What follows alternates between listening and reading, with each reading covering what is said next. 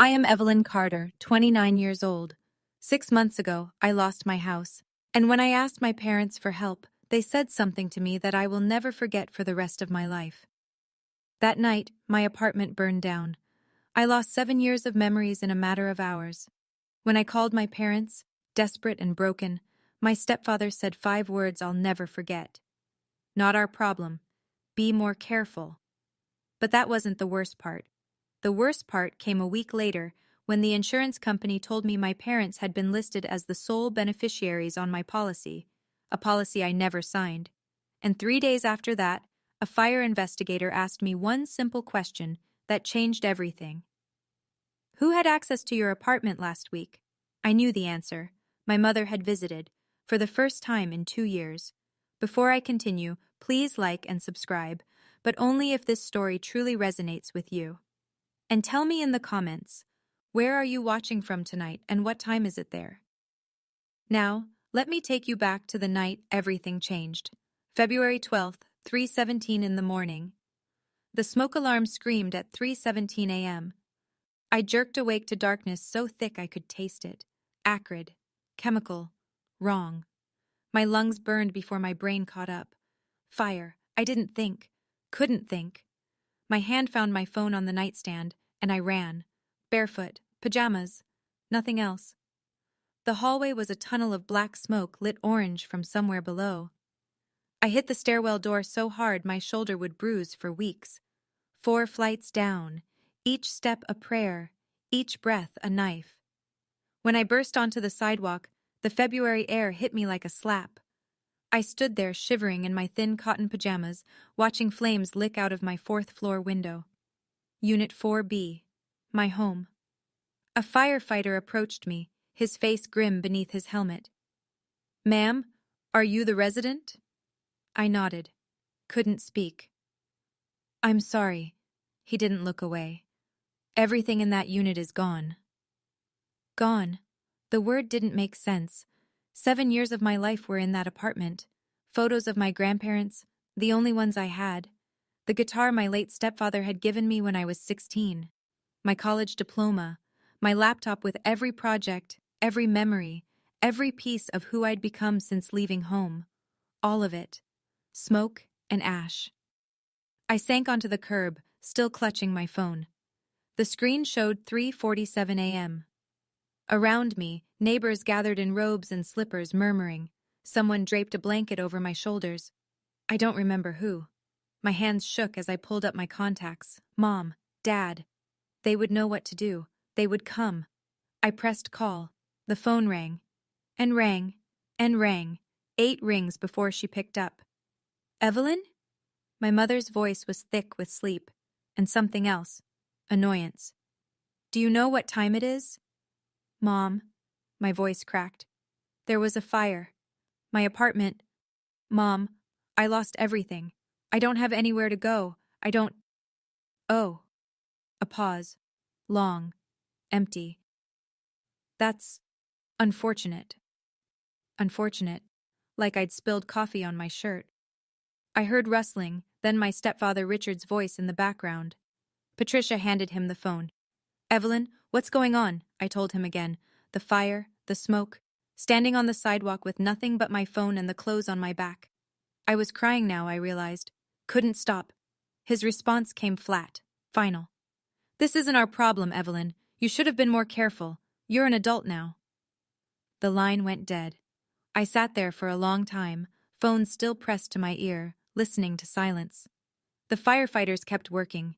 Neighbors drifted back inside. The sun started to rise, painting the smoke a sickly orange. My parents hadn't asked if I was hurt, hadn't offered to come, hadn't said they loved me. Not our problem. As the shock slowly hardened into something else, a memory surfaced. My mother, standing in my apartment 5 days ago. Her first visit in 2 years. She'd shown up unannounced, said she missed me, walked through every room, touching things, asking questions. At the time, I'd been happy, grateful even. Now, sitting on that curb wrapped in a stranger's blanket, I wondered, why had she really come? I pushed the thought away. It was crazy, paranoid, but the question wouldn't leave me alone. Jason Park saved me that first week. My coworker had a spare room and a kind heart.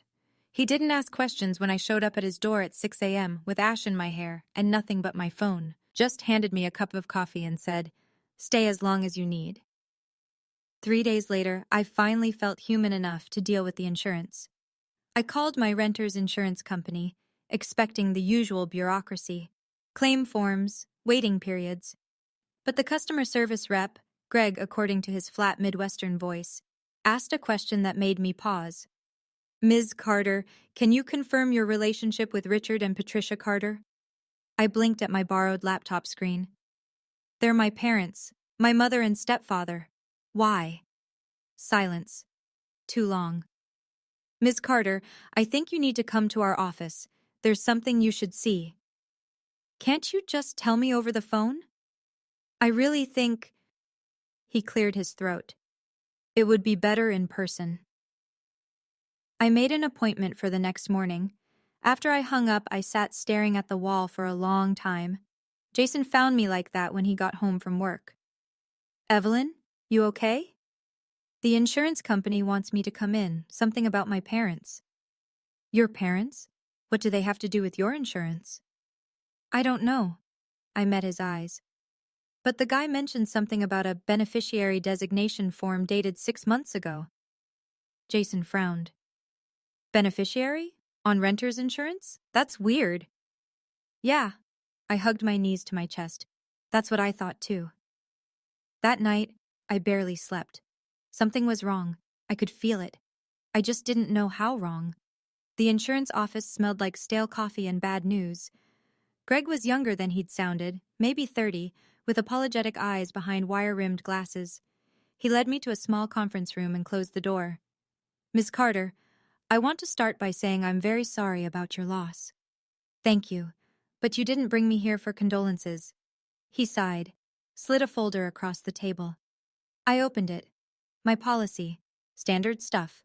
My name as the insured, coverage amounts, effective dates.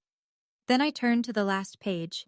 Beneficiary designation, Richard Carter, Patricia Carter, 100%. The room tilted. "This is a mistake," I heard myself say. "I never signed this.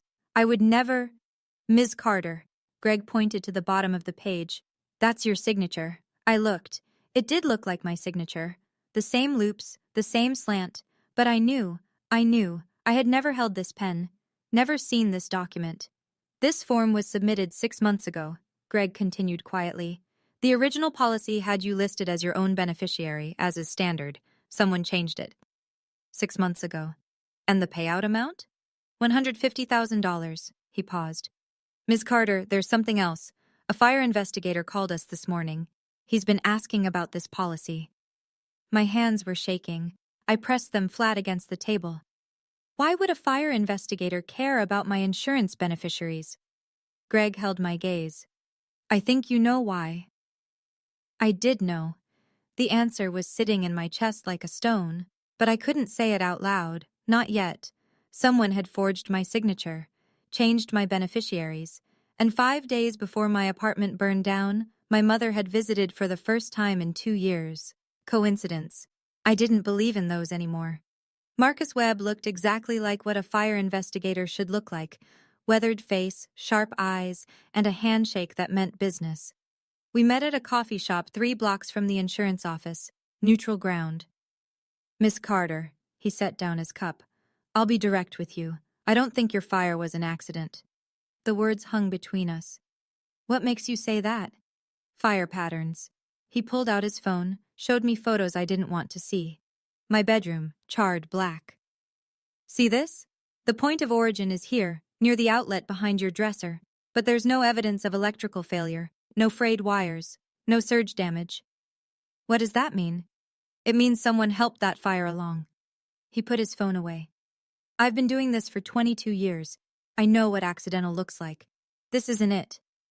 I wrapped my hands around my coffee cup, needing the warmth. "So what happens now?" "Now I ask questions." His eyes met mine. "Who had access to your apartment in the week before the fire?" My heart stopped, then started again, too fast. "I had a visitor, 5 days before." "Who?" I made myself say it. "My mother."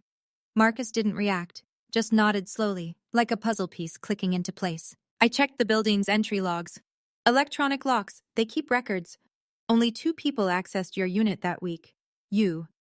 And a woman matching your mother's description. I couldn't speak. Miss Carter, I'm not accusing anyone of anything. Yet. He leaned forward.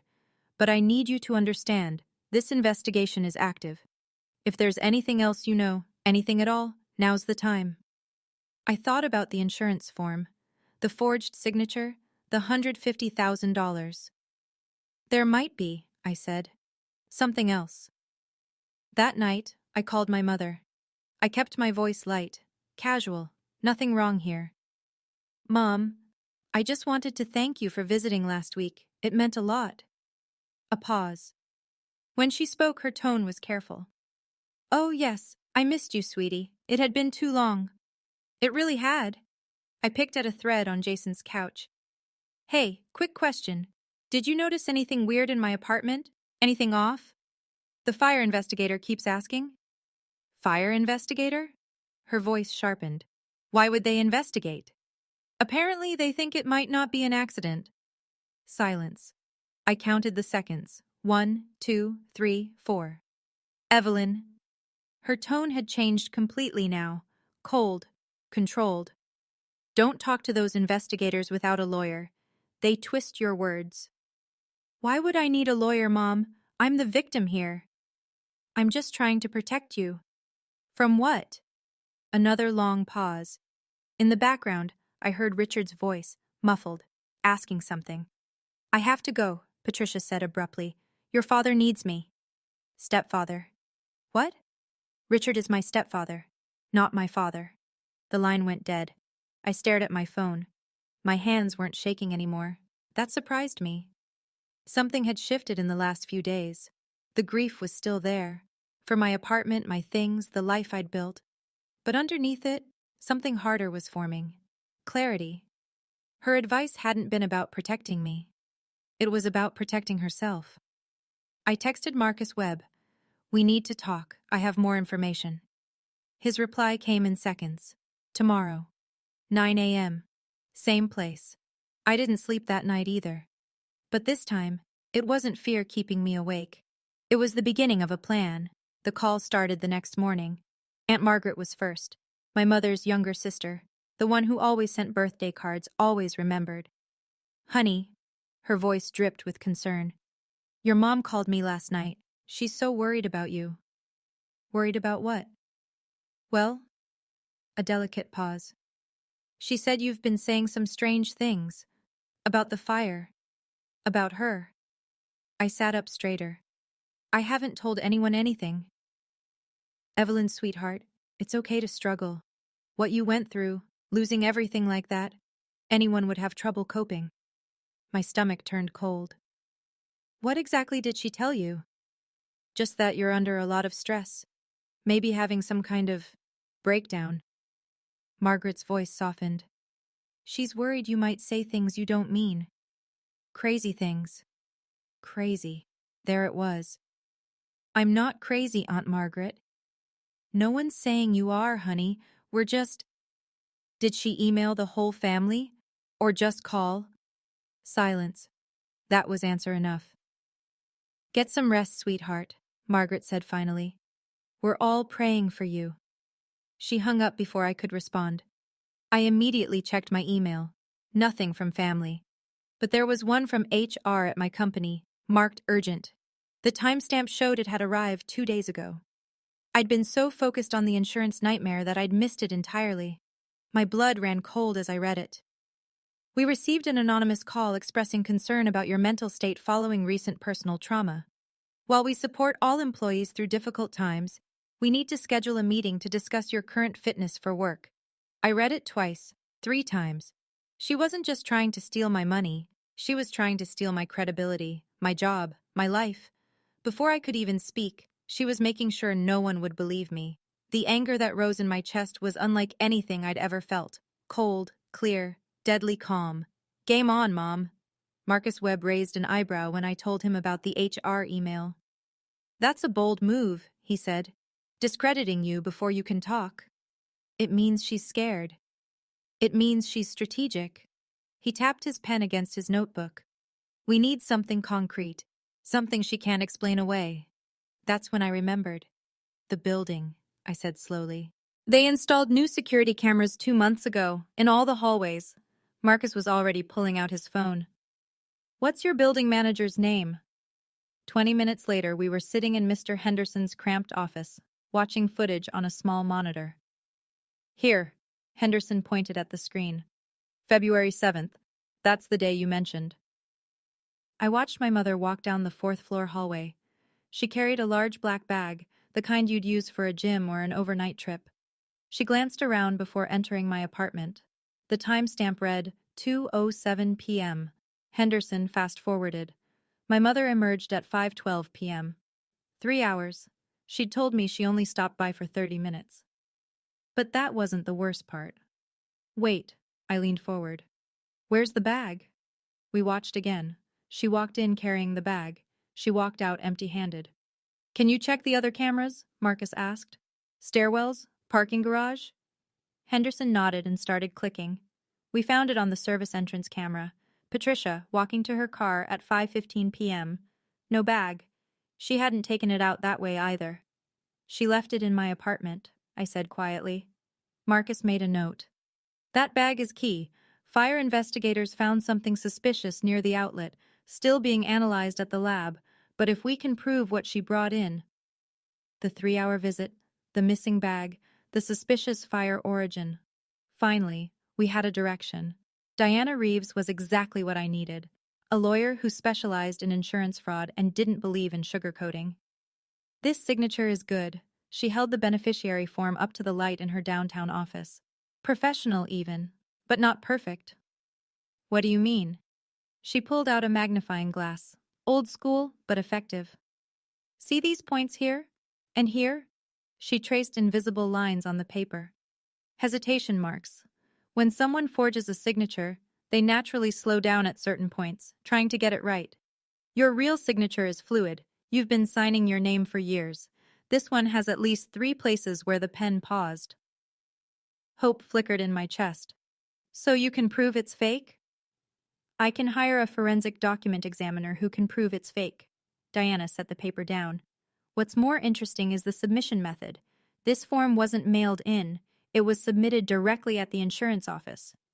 Meaning someone walked in pretending to be me. Or claiming to represent you. Diana pulled out another document.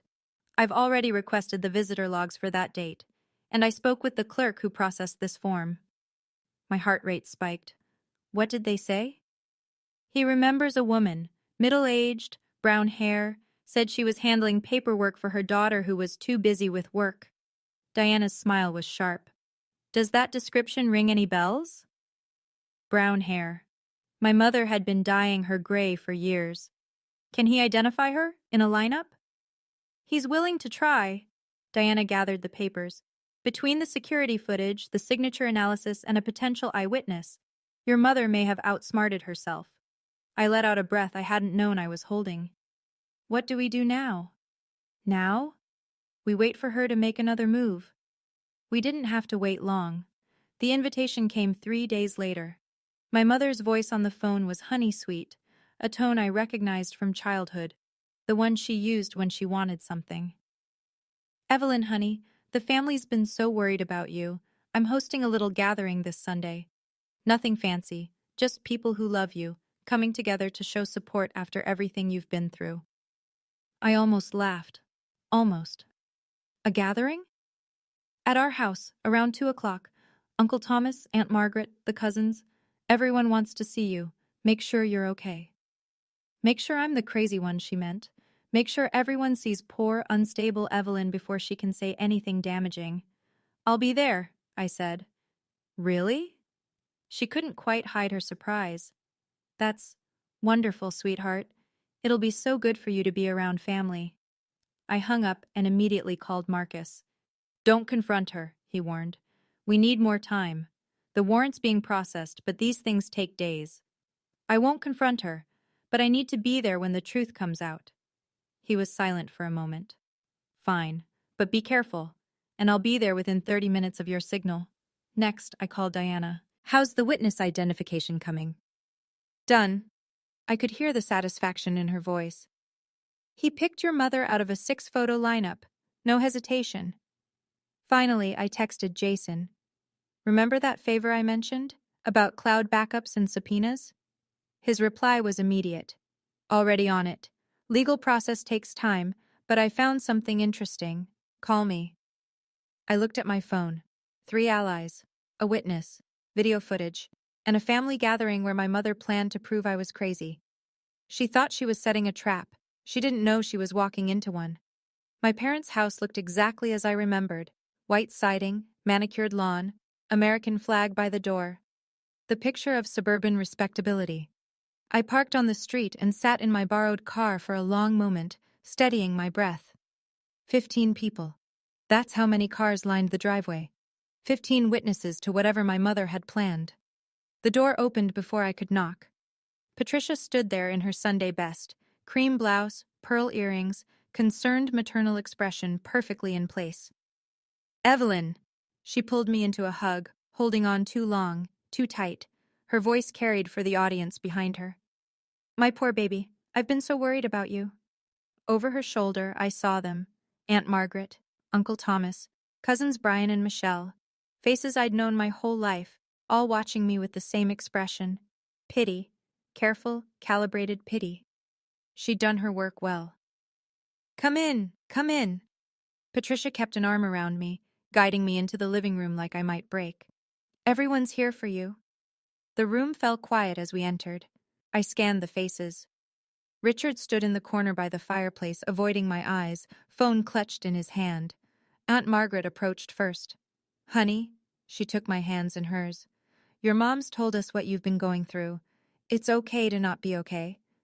The stress of losing everything like that, Cousin Brian added from the couch. Anyone would struggle. Maybe talking to someone would help, Michelle suggested gently. A professional? I looked around the room at my family, people who'd known me since birth, and saw not a single person who believed I might be telling the truth. Not yet, but that was about to change. Patricia waited until everyone had drinks in hand. Then she cleared her throat. I want to thank you all for coming. Her voice trembled, perfectly rehearsed. As you know, Evelyn's been through something terrible, and in times like these, family needs to come together. Murmurs of agreement rippled through the room. But I also need to address... She paused, dabbed at her eyes with a tissue. The elephant in the room. I stayed perfectly still. My daughter has been saying some very troubling things lately. Patricia's gaze swept the room, landing briefly on each sympathetic face. About me, about her father, about the fire. Richard flinched at the word father. He still wouldn't look at me. She thinks we... Patricia's voice broke. Oscar-worthy. She thinks we had something to do with what happened to her apartment, her own parents. Gasps, shocked whispers. Patricia, no, Aunt Margaret breathed. I know she's hurting. Tears now, rolling down her cheeks. I know she lost everything. But to accuse us of something so horrible... Richard stepped forward, placed a hand on her shoulder. His voice was flat. Our daughter is clearly not well. We love her, but we can't enable these delusions. The room's attention shifted to me, waiting for the denial, the breakdown, the proof that poor Evelyn had finally snapped. I said nothing. My hands stayed relaxed at my sides, my expression neutral. Let them watch. Let them remember this moment, my silence, her performance. My phone buzzed in my pocket, a text from Marcus. Got the full footage, you need to see this, now. I stood. Excuse me, I said calmly. I need some air. And I walked out the front door, leaving my mother mid-performance, her audience waiting for an act that wasn't coming. Not yet. Okay, I need to pause here for just a second. If my mother's performance is making your blood boil as much as mine was in that moment, drop a comment with the word busted. Because what happens next? Let's just say she really should have checked whether her daughter's building had security cameras before visiting. Like and subscribe if you want to see how this ends. Trust me, you do. Now back to the story. Marcus was parked 2 houses down. I slid into the passenger seat, heart pounding. What did you find? He handed me his phone. Full footage from all angles, watch. I watched my mother on the small screen. The hallway camera captured her walking in with the large black bag at 2:07 p.m., walking out at 5:12 p.m. with nothing. 3 hours, Marcus said. She told you 30 minutes. The bag? That's where it gets interesting. He pulled out a photo, charred plastic and wire fragments. Fire investigators found this near the outlet. Digital timer, the kind you plug appliances into. My stomach dropped. We traced the serial number to a batch sold at Henderson's Hardware, 3 miles from your parents' house. Another photo appeared on his screen, grainy security footage from a store checkout counter. 8 days before your fire, cash purchase. The woman in the footage had brown hair, familiar posture, a purse I recognized. Is that? We'll need official identification. But yeah. Marcus met my eyes. That's her. I looked back at my parents' house. Through the living room window, I could see shapes moving. My family, probably still discussing how sad it was that Evelyn had lost her mind. My phone buzzed. Diana. The witness identification came through, she said without preamble. Photo lineup. He picked Patricia, no hesitation, said he remembered her perfume. Channel number 5, said his mother used to wear it. I almost smiled. My mother's one consistent vanity. Marcus?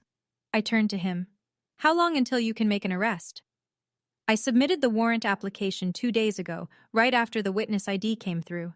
Judge Morrison signed it this morning. He checked his watch. I've got 2 officers meeting me here in 30 minutes. He studied my face. What are you planning? I'm going back inside. Evelyn. I won't confront her, but when you come through that door, I want my family to see the truth, all of it, at once. He hesitated, then nodded. 30 minutes. Then we end this. I sat in Marcus's car for another moment, gathering myself. The evidence was solid now. Video footage, witness identification, timer device remnants, a forged signature. My mother had been careful, but not careful enough. One more thing. I looked at Marcus. The messages. From her phone. Jason had explained it to me the day before. Cloud backups, text messages that users thought they'd deleted, still sitting on servers accessible with a proper subpoena. The legal request went through this morning, Marcus confirmed. Patricia's carrier is cooperating. We should have her message history within 48 hours. But I already knew what we'd find. She hadn't done this alone. Richard knew. Maybe helped. And somewhere in those deleted texts was proof. Go. Marcus checked his watch. I'll be there at 2:45. Just stay calm. Let the evidence speak. I nodded and opened the car door, then paused. Marcus? Why are you helping me so much? This is more than just standard investigation. He was quiet for a moment. My sister, 15 years ago. Abusive ex-husband burned down her house while she was at work. Insurance company tried to deny her claim, said it was suspicious. His jaw tightened. She spent 3 years fighting to prove she didn't do it herself. Nearly destroyed her. Did she win? Eventually, but it cost her everything. He met my eyes. When I saw your case, mother listed as beneficiary without consent, fire with no accidental cause, I knew. Someone was trying to do to you what they tried to do to her. I understood then. This wasn't just a job for him. Thank you, I said. Don't thank me yet. Thank me when she's in cuffs. I walked back toward my parents' house. 25 minutes. Then everything would change. The living room went silent when I walked back in. Patricia was still at the center of the room, tissue in hand, playing the wounded mother. But something flickered in her eyes when she saw my face. I wasn't crying, wasn't shaking, wasn't behaving like someone on the verge of a breakdown. Evelyn, honey, she recovered quickly. Are you feeling better? Do you need water? Actually, Mom, I have a question. The room tensed. 15 pairs of eyes fixed on me. When you visited my apartment last month, I kept my voice calm, conversational. Why did you stay for 3 hours? You told me it was 30 minutes. Patricia blinked. What? I don't remember exactly how long. The building has cameras, Mom. I pulled out my phone. I have the footage. Her face changed. Just for a second, a flicker of something cold beneath the maternal mask. Richard straightened. "Evelyn, that's enough. You're embarrassing yourself." "And the bag you brought?" I continued, ignoring him. "The large black one? Where did it go? Because you walked in with it. But you walked out empty-handed." "I don't know what you're talking about." "The fire investigators do." The room was utterly still now. Aunt Margaret's mouth hung open. Cousin Brian had set down his drink. Even Richard had stopped pretending to check his phone. "Evelyn," Patricia's voice had lost its honey, pure steel now. "I don't know what lies these investigators have been feeding you, but—" Her phone rang. Richard's phone rang at the same moment. They looked at each other. Something passed between them. Fear, I realized. Real fear. Richard glanced at his screen. His face went white. "Patricia," his voice cracked. "It's the police." The doorbell rang. Uncle Thomas was closest to the door. He opened it without thinking, still processing what was happening. Marcus Webb stepped inside, badge visible on his belt. 2 uniformed officers flanked him. "Patricia Carter?" My mother didn't move. For the first time in my life, I saw her completely still, frozen, like an animal caught in headlights. "I'm fire investigator Marcus Webb." He crossed the room in 4 steps. "You're under arrest for arson in the 2nd degree and insurance fraud." "This is ridiculous," Patricia finally found her voice. It came out shrill, nothing like her usual composure. "Evelyn set me up. She's been planning this. She's sick." "Ma'am, you have the right to remain silent." Marcus took her arm, not roughly, but firmly. "Anything you say can and will be used against you in a court of law." "Don't believe her." Patricia twisted toward the family, mascara starting to run.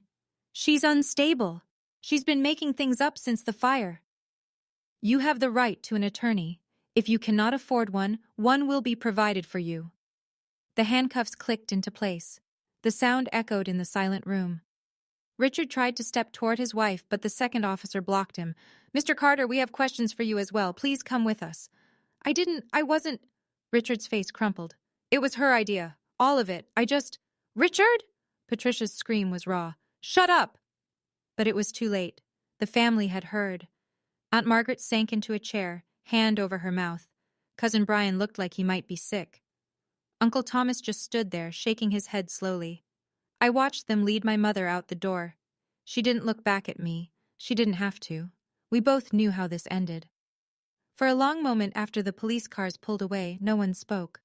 The living room felt different now, smaller. The carefully arranged furniture, the family photos on the mantel, the fresh flowers Patricia had set out, all of it looked like a stage set after the play had ended. Aunt Margaret was the first to move.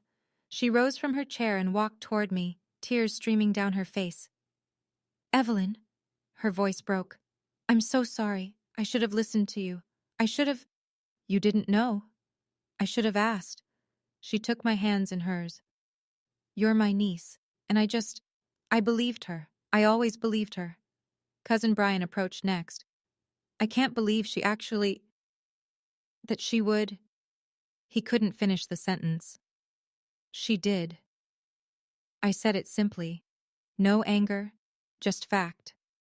One by one they came to me. Uncle Thomas, Michelle, the others. Apologies. Shock. Disbelief. Some couldn't look me in the eye. Some couldn't stop looking, as if seeing me for the first time. "Whatever you need," Uncle Thomas said. His voice was gruff, but his eyes were wet. "Legal fees, a place to stay, the family will help. The real family."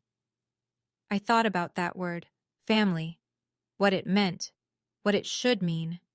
"Thank you," I said. "But I need some time to figure out who my real family is." No one argued. I walked out the front door into the February sunlight. The cold air felt clean after the suffocating warmth inside. My phone buzzed. Diana. "She's being processed now. Bail hearing tomorrow. Richard's talking. He's trying to make a deal." I looked up at the sky. Clear blue. Endless. "Good," I said. "Let him talk." 2 days later, I sat across from Diana in her office, a stack of documents between us. "The case is solid," she said. "Video evidence placing Patricia at the scene, witness identification on the forged signature, timer device remnants matching a purchase near their home, and now she slid a paper across the desk. Richard's statement. I read it. The words blurred together at first, then sharpened. Patricia came up with the plan after we fell behind on payments, the gambling debts. That was my fault. But she said this would fix everything, said Evelyn had good insurance, said no one would get hurt. No one would get hurt. I set the paper down. What's the damage? For Patricia? Arson in the second degree. That's a Class B felony. Plus insurance fraud, forgery, conspiracy. She's looking at 8 to 12 years. With a plea deal, probably 6. And Richard? Conspiracy charges. He knew about the plan, helped cover it up. 2 years probation, mandatory gambling addiction treatment. Diana paused.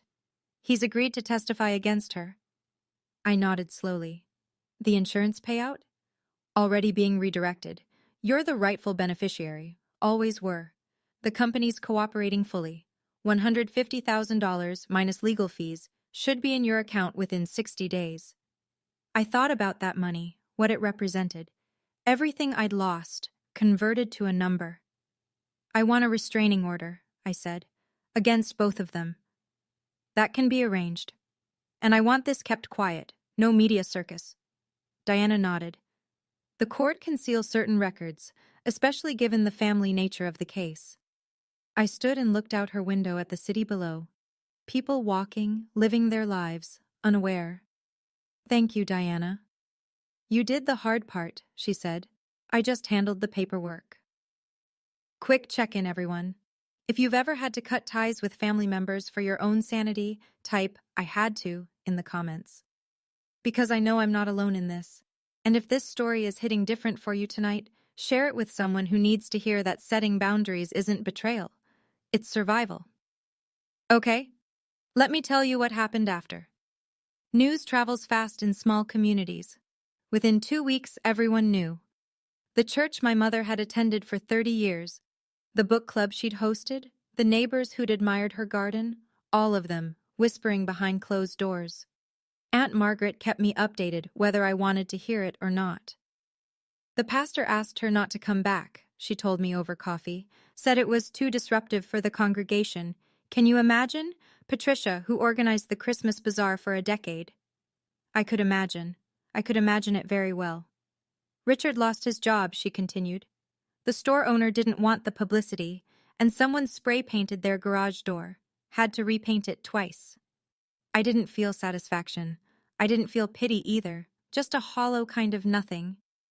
She's been calling everyone, Margaret said, trying to explain, saying it was a misunderstanding, that the evidence was planted, that you manipulated the investigators. She shook her head. Nobody's answering anymore. Good. Margaret reached across the table and took my hand. She's my sister. I grew up with her. And what she did to you, her voice caught. That's not family. That's not anything I recognize. I squeezed her hand. It's not your fault. I know, but I still feel it. We sat in silence for a moment.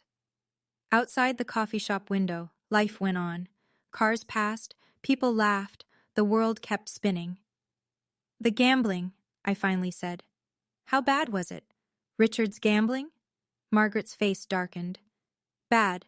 180,000, maybe more, to people you don't want to owe money to. That explained the desperation, not that it excused anything. She thought she could fix it by burning my life down. She thought wrong. Yes, she did. The court date came on a gray Thursday in April. I sat in the back row of the courtroom, watching my mother in her orange jumpsuit, her wrists cuffed in front of her. Her hair had grown out, gray showing at the roots now, no salon appointments in county jail. She looked smaller than I remembered, older. She didn't turn around to see if I was there. Maybe she knew. Maybe she didn't want to know. The judge read the charges: arson in the second degree, insurance fraud, forgery, conspiracy to commit fraud. Each word landed like a stone. Patricia's lawyer, public defender, since Richard couldn't afford anyone else, had negotiated a plea deal. Guilty on all counts, in exchange for a reduced sentence recommendation. Patricia Carter, the judge said, You are hereby sentenced to 6 years in state prison with eligibility for parole after 4 years. 6 years. My mother would be 62 when she got out, if she got out early. I watched her shoulders shake, crying maybe, or just the weight of it finally hitting her. Richard's hearing was separate. Because he'd cooperated fully and testified against Patricia, the DA offered a deal. 18 months in county jail, suspended to 2 years probation, contingent on 200 hours of community service and completion of a gambling addiction program. The judge made it crystal clear. 1 violation, and he'd serve every day of that 18 months. His name on a public record, forever. After the sentencing, Diana met me in the hallway. "The insurance money cleared yesterday," she said. $142,000 after legal fees. It's in your account." I nodded. The number felt abstract, meaningless. "The restraining order was approved," she continued. "Neither of them can contact you, directly or through third parties, for the next 10 years. Thank you." She studied my face. "How do you feel?" I thought about it, really thought. "Empty," I said finally, "but free." She nodded like that made sense. It did. I started therapy 3 weeks after the trial. Dr. Okonkwo had kind eyes and a habit of asking questions I didn't want to answer, which meant she was exactly what I needed. "Do you forgive them?" she asked during our 4th session. I stared at the ceiling of her office, considering. "Forgiveness isn't my job right now," I said finally. "Healing is." She smiled. "That's a healthy perspective." "Is it?" "You're not forcing yourself into an emotion you don't feel. That's growth." Growth. Such a small word for such a massive shift. I moved into a new apartment at the end of April, smaller than my old one, a studio in a quieter neighborhood, but it had good locks, a security system I chose myself, and no memories. Jason helped me move in. Aunt Margaret sent flowers. Uncle Thomas dropped off a casserole, stood awkwardly in my tiny kitchen, and said, "Call if you need anything." I bought a new guitar. Not the same brand as the one my late stepfather, my first stepfather, had given me. Nothing could replace that. But when I played it, I could almost hear him again. His voice, teaching me chords, his laugh when I messed up. Some things can't be recovered, but you can build new ones. The nightmares faded over time. The smoke and fire, my mother's face, the sound of Richard's cold voice. They visited less and less. Some nights I slept straight through till morning. Family, I decided, isn't about blood. It's about choice, about who shows up, who protects you, who believes you when the world says you're crazy. My biological mother tried to destroy me. My chosen family helped me survive. That was enough. That was everything. The letter arrived 2 months after the sentencing. I recognized the return address, State Women's Correctional Facility. My mother's handwriting on the envelope, smaller and neater than I remembered, as if she'd taken extra care. I almost threw it away unopened, but something made me stop. I sat at my kitchen table and read it. "Dear Evelyn, I've had a lot of time to think in here, about what I did, about what I lost. You have to understand, I was desperate. Your father's debts were crushing us, and I thought, I'm not making excuses. What I did was wrong. But you're still my daughter. You're still my baby.